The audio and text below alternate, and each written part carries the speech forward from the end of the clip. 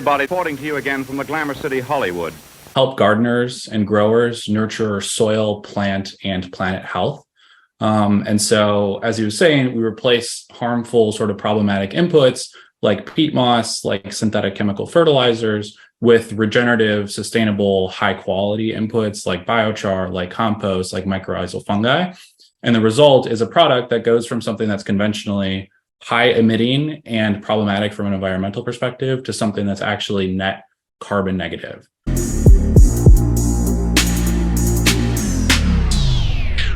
If you love listening to this show, please consider giving a rating and a review on Amazon Alexa or wherever you listen. We want to continue bringing you this amazing content, and part of our ability to do that means that we need a big audience. Now, it may not seem like much, but rating and reviewing the show will help more people find us, just like how you found this show. Simply on any podcast platform, search for a show, scroll down to the bottom, and push 5 stars. It's that easy. Thanks for supporting the show.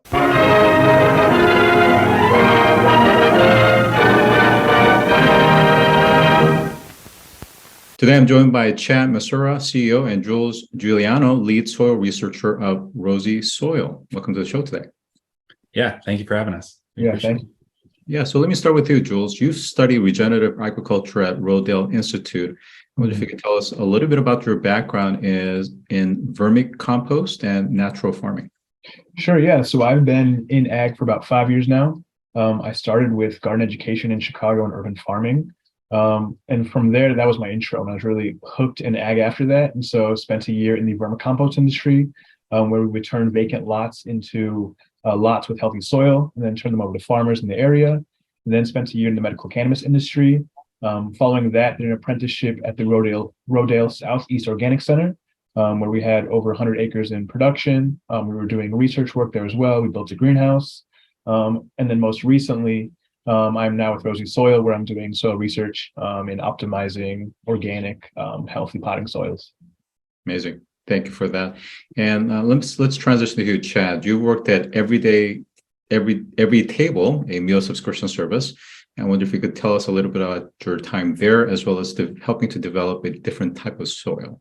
Yeah, absolutely. So I came from the food industry before this. I had built a food delivery company in college and then helped scale Everytable, which is a food access startup based in Los Angeles. And as I learned more about the impact of food and agriculture on climate, I became really drawn to the idea of how can we build products that help not only push agriculture forward, but also help make the planet a better place. So I started getting really interested in carbon capture and then soil's ability to sequester carbon. And that really took me to the world of Rosy and also introduced me to Jules.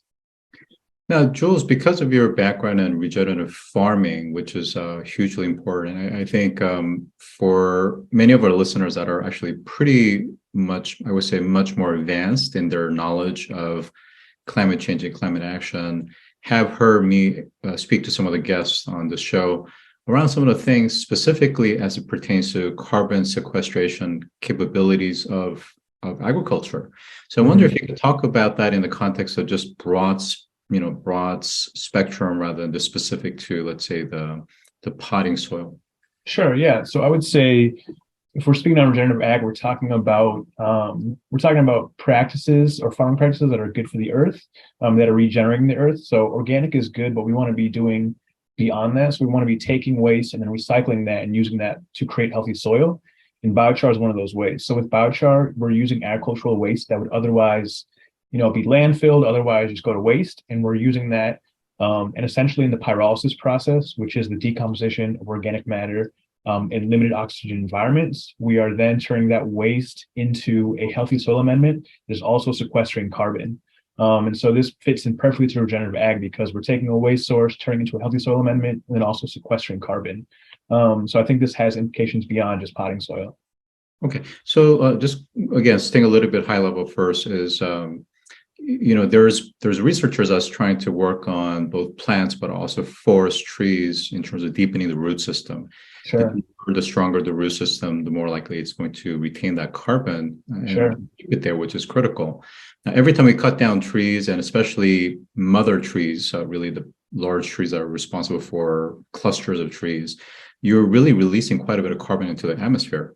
Mhm. So there, and of course, you have a lot of new biotech companies and people that are working on new forms of way of addressing, microorganisms to using non-chemical based pesticides as well as fertilizers. So in that regard, what are some of the areas that you're seeing that you're really excited about? Moving forward, I'm really excited about new sustainable methods of farming. Honestly, I think we, especially in the US, have a history of using a lot of chemical fertilizers. And so as we're seeing this turn towards regenerative ag, we're seeing sustainable inputs, we're seeing an emphasis on organic. So I'm excited to see inputs like vermicompost start to become more mainstream. I'm excited to see people use more natural farming and use microorganisms in their mixes. And a lot of these microorganisms are able to do multiple things like aid with water retention. They increase nutrient uptake, so we need to use less nutrients, and we're also not having nutrients leaching out into our waterways. And so, yeah, honestly, I'm excited to see us move towards biological, regenerative, good for the earth, good for the soil, and then eventually good for the plants as well. And just a final comment there is that it's interesting because before we start to use heavy chemical fertilizers and pesticides, there were these natural microorganisms that work conjunction symbiotically at the root system that provided nutrients as well as fend off a lot of the diseases as well. It's just that for so long, we've actually suppressed them through the use of chemicals, correct? 100% correct. Yep. All right. So let's now go a little bit deeper into potting soils. So specifically, one of the claims you guys make is that peat moss is really not super healthy or helpful because of the amount of carbon that it releases into the atmosphere. Can you tell us about that? Sure. Yeah. So a lot of people are used to using peat as a potting substrate. I would say in my background, I've used it a decent amount too. So it's a decent potting substrate. The issue is that peat moss is vital for local environments. So peat lands make up about 3% of the total landmass on the earth, but they sequester a third of all land-based carbon. So that's a significant amount. That's larger than all the rainforests combined. It's the largest land-based carbon sink. The largest in the world is the ocean, but next to that is peat. And so when we're extracting this peat moss, we're emitting all this carbon that's been stored for thousands of years. And so our thought process with Rosy is let's stop using an input that is harmful to the earth and harmful to our health. And let's start using an input that's sustainable, that's regenerative, that anyone can source themselves. And so that's why we moved towards using biochar and compost rather than peat moss, because it's very vital to local ecologies, but also to carbon sequestration efforts as well. Mm-hmm. So Chad, tell us about what is Rosy Soil and what do you guys hope to achieve through this? Yeah, so Rosy Soil is an earth-positive soil company. We're on a mission, to Jules's point, help gardeners and growers nurture soil, plant, and planet health.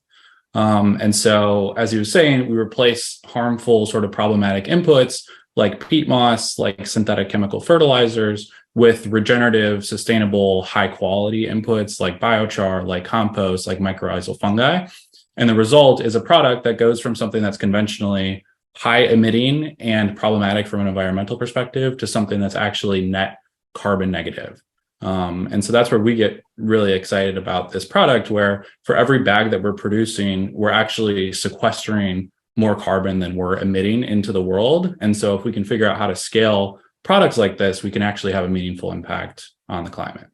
Okay, I'm going to come back to this notion of why focus on potting soil versus maybe the larger set of inputs that goes into more commercial farming. But let's go into some of the potentially harmful ingredients. You mentioned, of course, the peat aspect, but also there's cocoa corn, which is simply a byproduct of cocoa fiber, to perlite, which is also called volcanic popcorn, and there's also vermiculite. Why are these necessarily banned when some of these are fairly natural minerals or natural, essentially, magnesium, iron, aluminum, silicate mineral, as an example? Yeah, you want to take that one, Jules, or you want me to? I can take that. Yeah, so I would say, I would argue some of these aren't harmful. I think our question is, as a potting soil company, we're focused on having a carbon negative footprint. And so if we're talking about cocoa coir, most cocoa coir is either coming from Mexico or India or Sri Lanka. So there's a large carbon footprint on the transportation of it. And so we're sourcing it, all of it from outside the US. I would say things like perlite. The only issue with perlite is that the production of it requires heating it up to a high temperature to make it porous.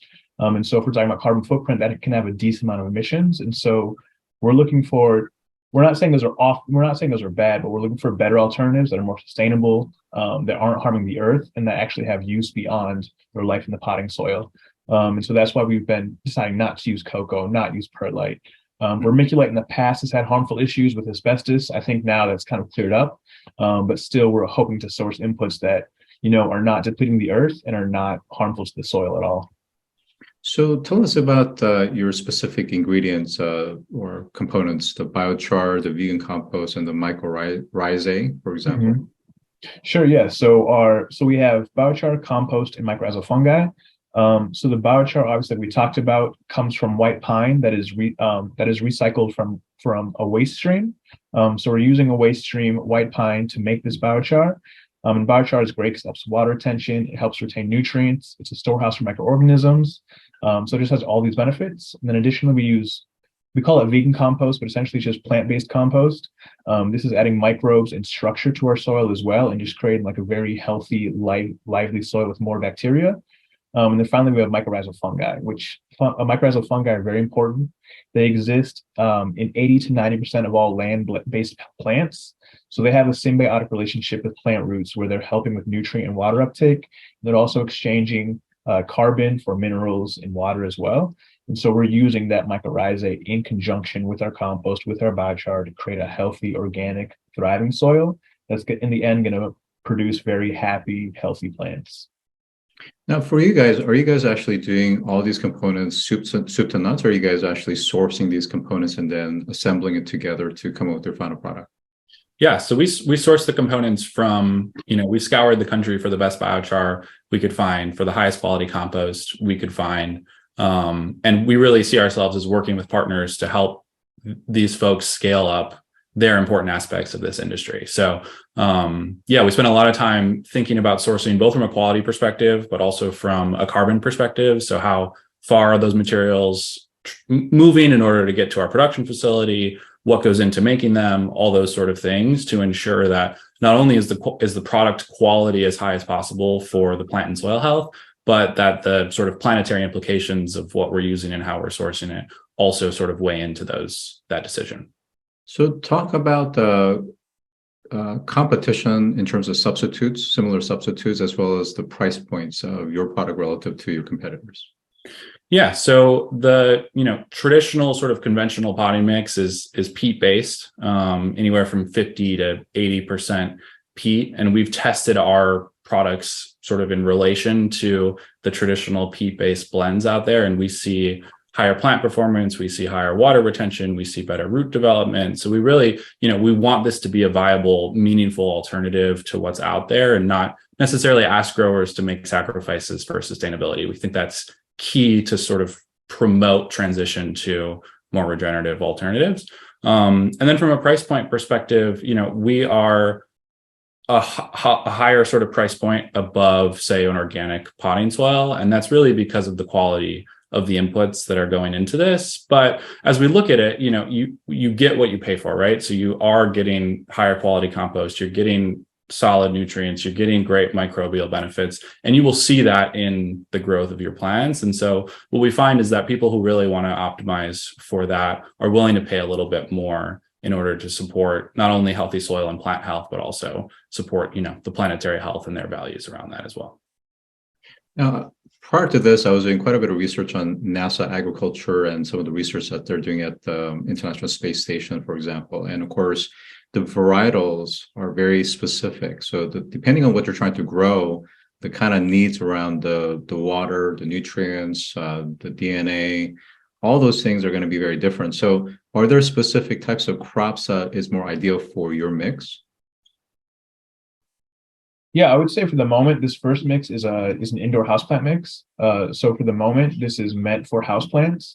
And like Chad can speak to, this is the market that we decided would make most sense to go after initially. And so my work as the lead soil researcher is to begin experimentation on other mixes. So we're looking to roll out, a cacti mix, a tropical mix, outdoor raised bed mix along the line. But we started with a houseplant mix and really dialing that in and working from there. So that's the hope down the line, though, for sure. And those will be coming soon. So Chad, can you give us a little bit more rationale in terms of the segment that you chose to target around houseplants and why? Yeah, sure. So we spent a lot of time in the sort of early days of Rosy interviewing growers, interviewing gardeners, trying to understand what are they looking for, why are they purchasing soil, what do they care about what goes into the soil. And we found that houseplant folks specifically, and especially the ones that sort of came in this sort of COVID boom that really drove the houseplant trend, had very few quality options out there and were often actually resorting to blending their own soils to make it work for what they were making. And so that was kind of one of our sort of aha moments of, hey, folks out there are looking for high quality soil. They can't find it and they're resorting to, getting messy in their kitchen and blending all these inputs. So can we create a product for them that really solves a lot of those issues, but then also can sort of speak to some of the sustainability stuff that we're trying to achieve as well? There's a mental health and benefit to growing, especially indoors, if in fact we're talking about the days when we had to quarantine inside. So help us to understand the correlation of growing plants, especially indoors, and how that's important for us, how you guys are contributing to that overall wellness. Yeah, absolutely. And I think you're right. I think we saw that firsthand in COVID, especially as people were forced indoors. They wanted to bring nature into their home because there are those benefits of just being around plants and taking care of plants. I think at the other end of that, and especially in the research we found, there's also a lot of anxiety around taking care of plants where you're worried, are you watering enough? Are you giving it enough nutrients? If a plant dies, like, did something go wrong? And so we found a lot of parallels actually behind the anxiety around that, and the anxiety folks actually feel around climate as well, where there are just these like very difficult decisions to make. And so we've really tried to establish the Rosy product and brand as sort of an antidote to that anxiety, where we can bring sort of a positive message around we can do small things to not only support your plants, but also to support the environment. So on the point about this concern, and I certainly had it as well, trying to grow plants indoors, is oftentimes because you're in an indoor environment, you have AC or maybe heat, depending on the season. So it really has a tremendous effect in terms of dehydrating the plants, even drainage issues. So how is your soil helping with the soil aeration, optimizing the drainage, and making sure that it's enhancing that nutrient uptake? Yeah, I would say specifically for if we're talking about water retention, you're having to water less often. So biochar is able to hold and retain more water than a typical peat-based mix. And so I would say that's a benefit. Like always in the wintertime, I would back off on watering, slow it down a little bit. A lot of plants will go dormant during that time. And additionally, as you spoke to the houses being heated, you could possibly add a humidifier to help bring back that environment that plants really like. And, you'll see your leaves look quite a bit happier. But I would say Amyx is helpful just in that, the microbes and the biochar are leading to more water retention, and biochar and microbes also help with increased nutrient uptake and less nutrient leaching as well. And so in many ways, it makes houseplants work much more hands-off because the biochar and the microbes are going to be doing that work for you and kind of increasing plant health. Now, some of the issues with indoor plants, of course, is different types of, let's say, more harmful fungi or other types of microorganisms that's inhibiting its health. How is mycorrhiza or something else within the compost plant helping to strengthen some of its ability to fight off some of these diseases?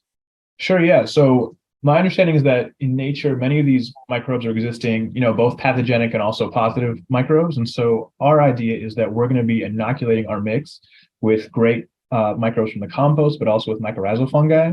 And so if we have a great population of those, that's really going to be keeping the pathogenic ones in check. And so also as we're improving plant health, that's going to be less likely that we're going to see bacteria that are going to come and try and feed or take advantage of weaker plants or weaker roots. And so really all it does is just create healthy living soil with beneficial bacteria that are teaming to just help the plant grow and stave off pathogenic bacteria. I'm curious if you could share some testimonials, maybe from customers that have used your product, why they like it relative to either the blends that they've been making or products that they've been purchasing off the shelf. You want to take that, Chad?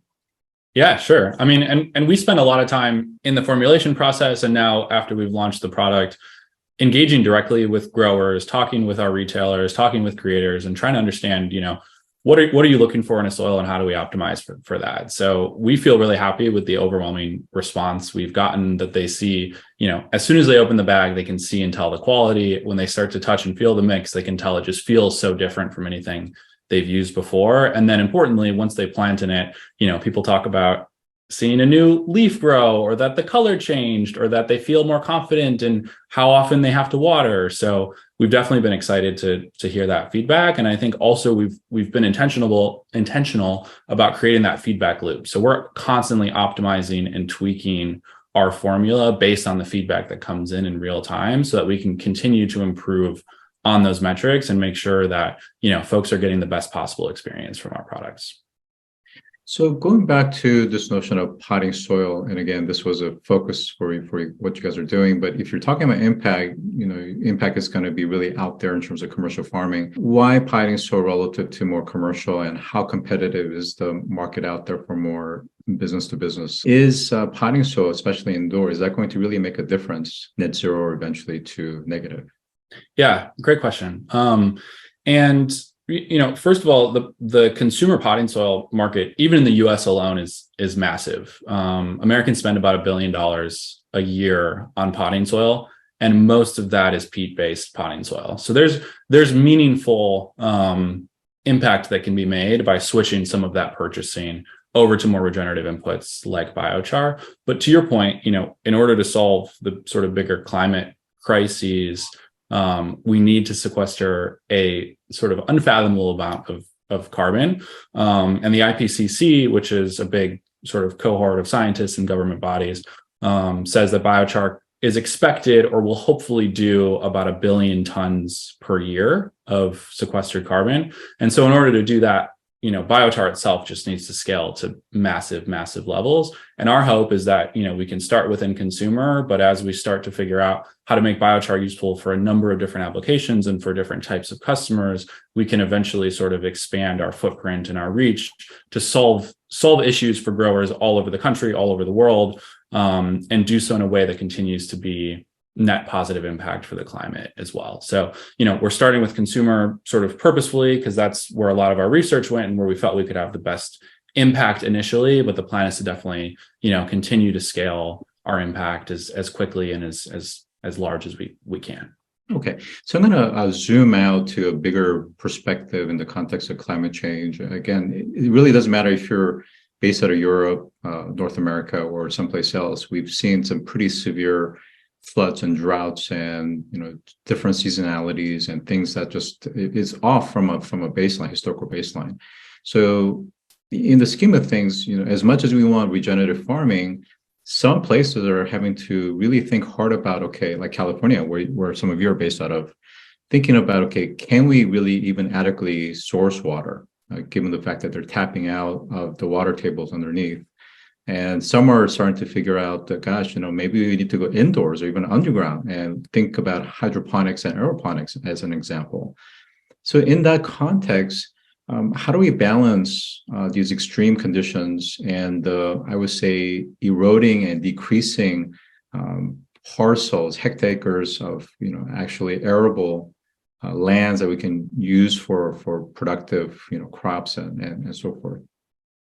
Yeah, it's a great question. And, I think that's one of the interesting things that we really like about biochar, where it doesn't fall into just sort of the mitigation camp within the climate world. It's also an adaptation tool, in that it helps remediate depleted soils. It helps hold on to nutrients. And importantly, to your point, especially in California, it retains water. So when you add biochar, you see much less need for water, or that water stays in the soil instead of leaching out.